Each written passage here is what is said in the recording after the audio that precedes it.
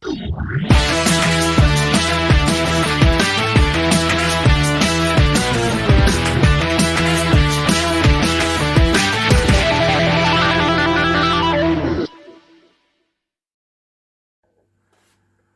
dit is Vrydag 16 Mei 2025 en baie welkom by hierdie Vrydag nuusflits saam met Klaas Prinsloo. Soos gewoonlik, ons val met die deur in die huis. Vir my 9 aanvalle, 2 moorde en net hierdie week van die 12de tot die 16de was daar 4 aanvalle of 5 aanvalle en 2 moorde gewees op landelike gebied. Ons veiligheidsanalise vir die week is op die paaie. Soos julle kan sien, hierdie foto reg langs my, die spykers op die pad. Waar die foto geneem is, weet ek nie, maar die eerste wenk wat jy daar kan sien, dit is in die nag geneem. Hierdie goeders is toenemend meer in die nag, maar ons het al gekry dat dit in die dag ook gebeur. Dit is ongelooflik onveilig om op ons paaie te ry deesdae.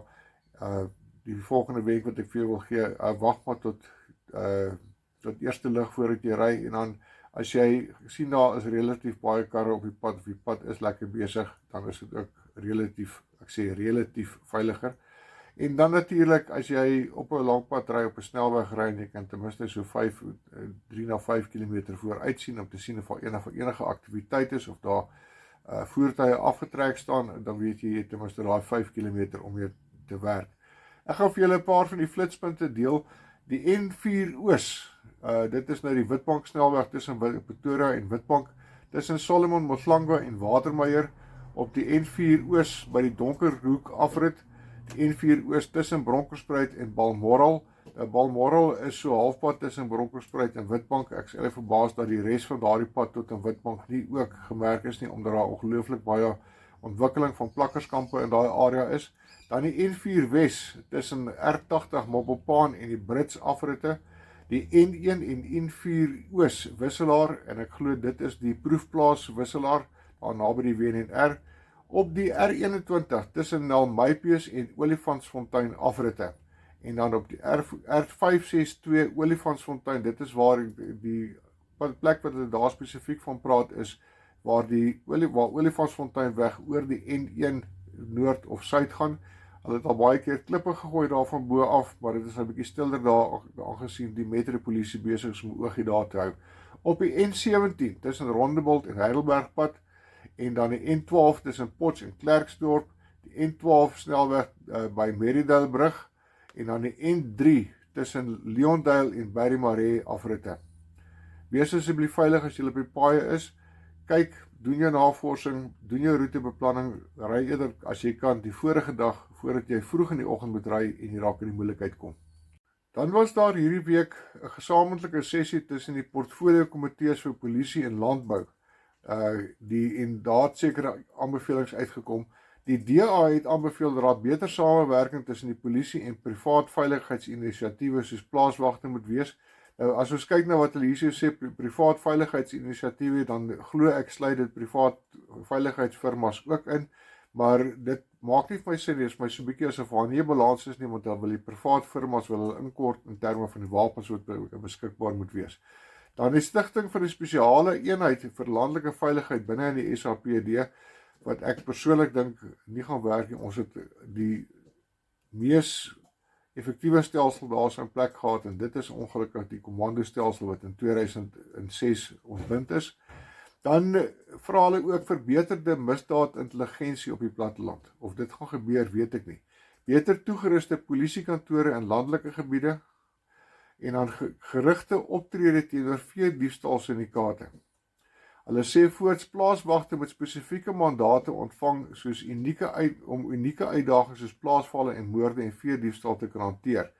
Nou, ek het al baie lank al gesê, daar moet meer bemagtiging wees vir ons buurtwagte of ons plaaswagte of privaat veiligheidsdienste, omdat daai is baie vinniger op die toneel is as die polisie, omdat die polisie baie keer met 'n logistieke probleem sit. Julle kan my kritiseer oor wat ek hier so nou sit, maar dit is die waarheid.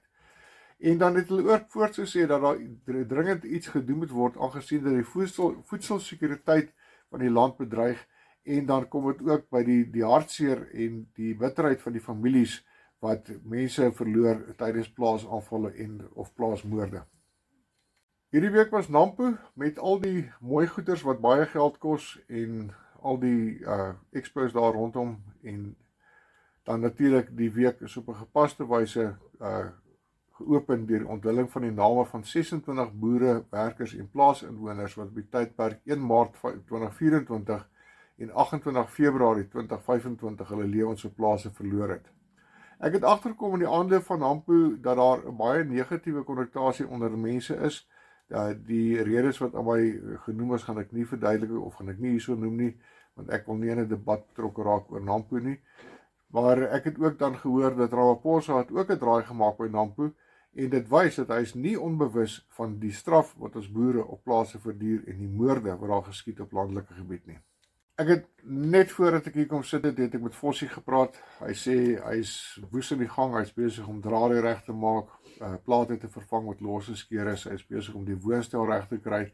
Hy het mense wat hom môre kom help om die werf so bietjie skoon te kry van alles wat weggegooi moet word en te sien of daar enige iets is wat nog gebruik kan word. Hy sê hy voel goed, hy sê die knie is nog baie styf, maar hy sê die enkel wat hy 'n paar jaar terug gebreek het begin ook te lol.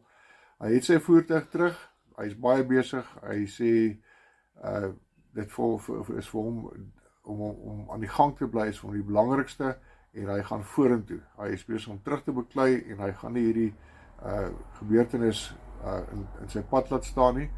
En dan het hy ook gesê ek moet asseblief 'n hartlike dank uitstuur aan elkeen wat vir hom 'n bydrae gelewer het, wat vir hom 'n donasie gegee het, wat hom gehelp het om weer op sy been te kom.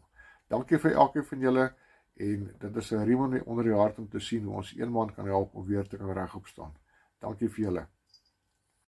Hierdie week se veiligheidsbydrae is beklei terug.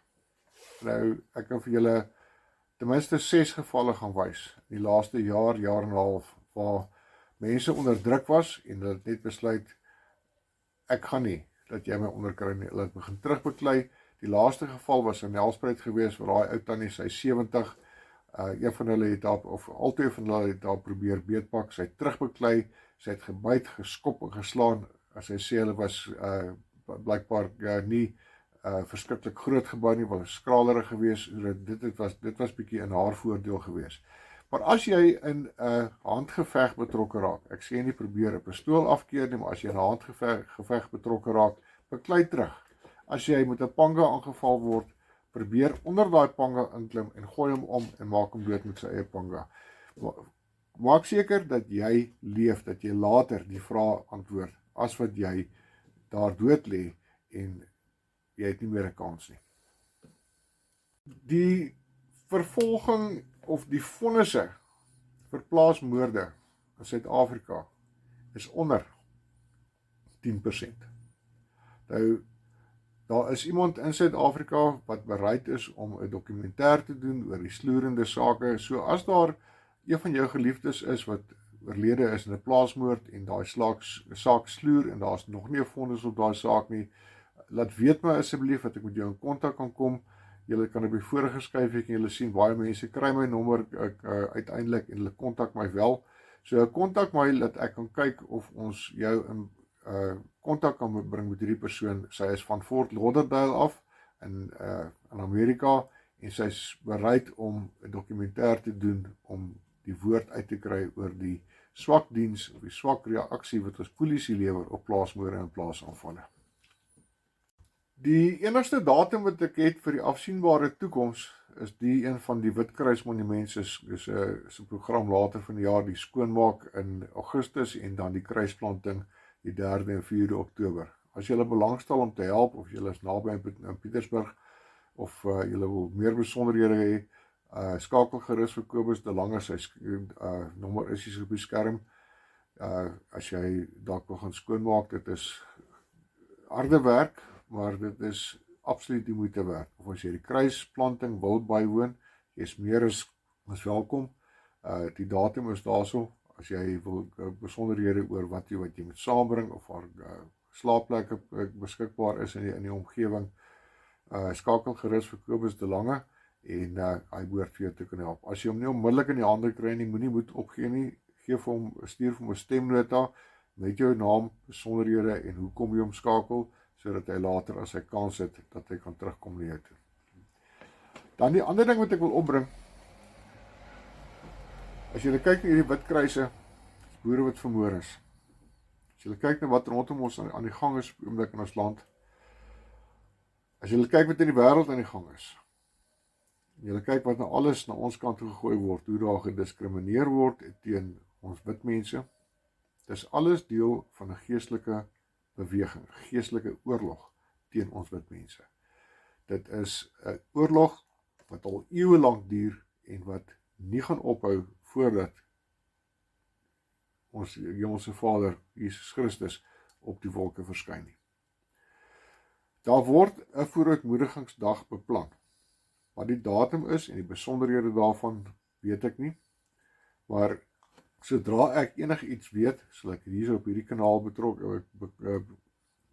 bekend maak, sodat julle ingelig kan wees, en as julle wil deelneem waar dit gaan wees, waar dit gaan plaasvind, weet ons ook nog nie, maar soos ek sê, as daar meer besonderhede is, dan sal ek vir julle hierso laat weet.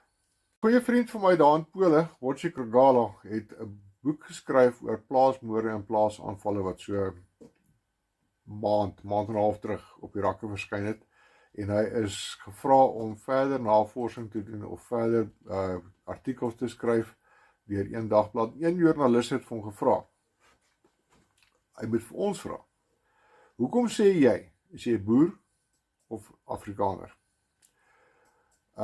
Wat is jou gevoel as 'n Afrikaner? Hoekom sê jy is 'n Afrikaner? En hoekom voel jy dat jy 'n boer is of 'n Afrikaner is? Sit vir my daar onder in die kommentaar blokkies so stukkie asseblief, dan kan ek dit vir hom aanstuur. Dis ons bydra om ook die woord uit te kry oor wat spesifiek in Suid-Afrika aan die gang is, en dat mense 'n beter persepsie kan kry van hoe dit in Suid-Afrika lyk in terme van kultuur en groeperings in Suid-Afrika. Ek sê dit regtig waardeer, baie dankie. Hulle is beide 'n vreugde en 'n frustrasie. Jy is op in die pad en jy wil by die huis kom en hier is hierdie klein motorfietsie met sy boks agterop.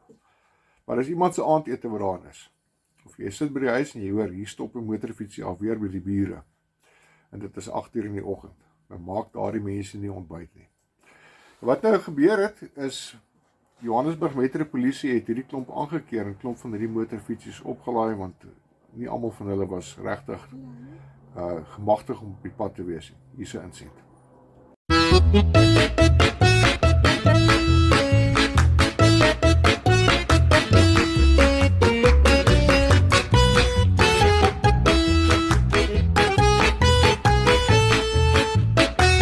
So, nou daar het jy dit.